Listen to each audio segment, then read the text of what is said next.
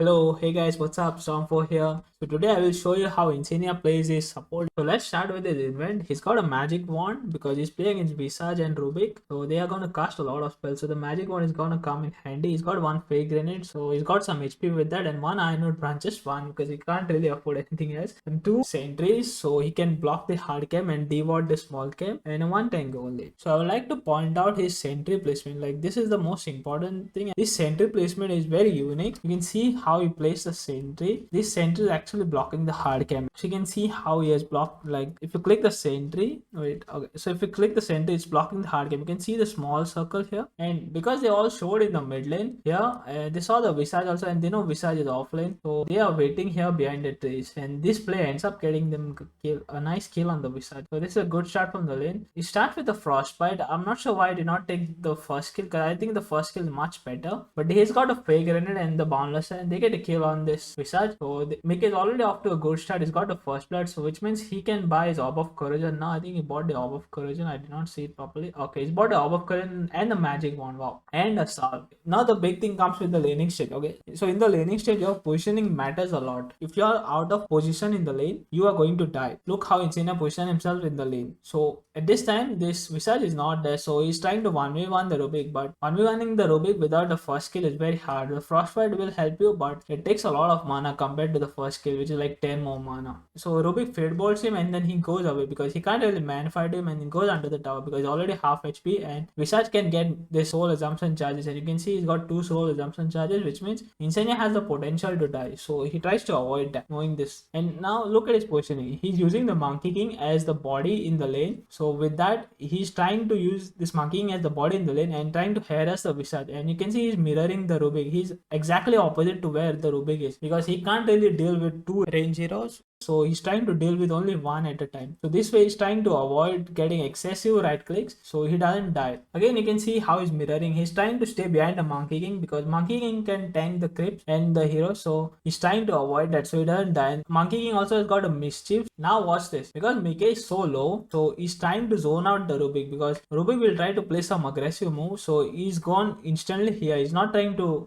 hit this guy because he can't really go on this guy. If Insania was here, Insania would have died here. So he's trying to go to 1v1 the Rubik. Notice how his positioning is changing in the lane as per Mickey's HP. If Mickey was full HP, he would be here and trying to get this Visage. And now this is very important. Now because of this sentry, Rubik wants to devote this hard cam. Rubik goes to devote the hard cam, and this guy might be in out of position because this guy make him out of position. They start with the boundless strike. They start with the instant boundless strike. So Insania can catch him up. They get the frostbite, and he's got the magic stick charges, so he uses the first kill and they get a nice kill on this Visage. So after that play, Insania goes to devour the small camp and he drops some item and gives it to Mikesh. So Insania now devours the small camp. Meanwhile, Rubik got a hard camp sentry. So this camp is gonna spawn. And now because the lane is here, Insania is staying with Mickey, because if Insania is not here, these two can go on this Monkey King and kill him. So Insania is trying to stay here. Since the 3-minute mark is approaching, in the bot lane, the next objective is to get this Lotus. This Lotus is very important because it can help you heal yourself, or you can use it on your teammates also during the fight. So this can be a big difference maker in the fight. So they purposely push the lane, and Rubik is slightly out of position, and Insania realizes that he uses a frostbite and uses a crystal nova to punish this Rubik. So this is a very huge now, because this Rubik is low HP, he can't really come and contest the Lotus. So with that play, Insania gets the Lotus here. Otherwise, this Lotus is actually contested a lot if the lane is kind of in the middle here or here. And you can see 3 minutes 17 times approaching, which means you can pull the small camp. Insania realizes that, and you can see this troll camp is there. This troll camp can kill 3 creeps easily. Insania actually pulls this camp at 24. Exactly at 24. I think he wanted to pull 2 creeps here, but he ended up pulling 3 creeps here. But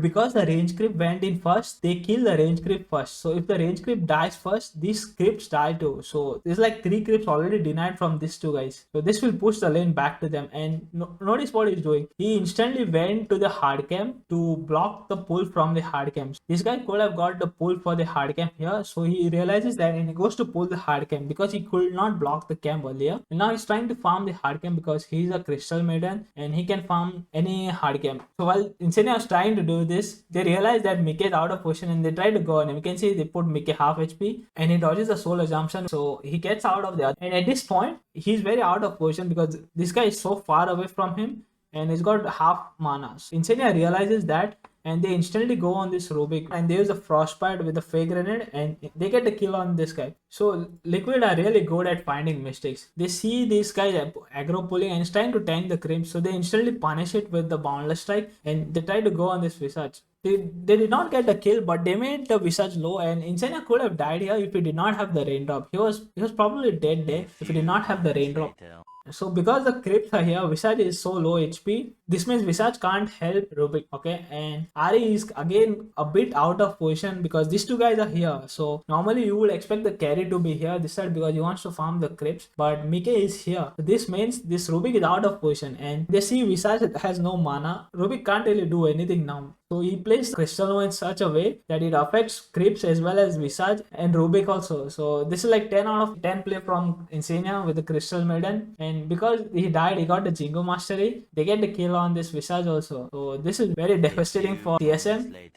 This is Insania's specialty now. Every time if you see Insania's replay, when the 5:30 minutes mark is approaching, Insania will go to the mid lane. The reason why he goes to the mid lane is to stack this cam and this cam. And notice when he stacks. So exactly at 5:22, he's gonna hit this cam, then try to pull the hard cam. And you can actually get on time the pull only at 5:52 with this cam. And then go to the hard cam to stack this cam. Because otherwise you will not get this cam in time. So with that, he's done the stacking and he's next to the mid lane, which means the 6 minutes mark is approaching. So if the enemy team tries to go on the mid lane, he is there to help. So this is maximizing your efficiency. You're getting the stacks as well as you're trying to contest for the runes, and then while you're coming back you can get the bounty runes also. And because he had bought a sentry, he gets a nice T-Bolt on the op hill, and Mika is trying to go aggressive because he saw Array is like out of position. He tries to get a double boundless strike, but Rubik kind of sidesteps it. But now, if you notice, Insane is coming like this and even Boxy TP'd. So this means this guy is out of position. And you know what's the worst thing? You know, if support dies, it's okay. But if your offlaner dies, that means he's giving more net worth than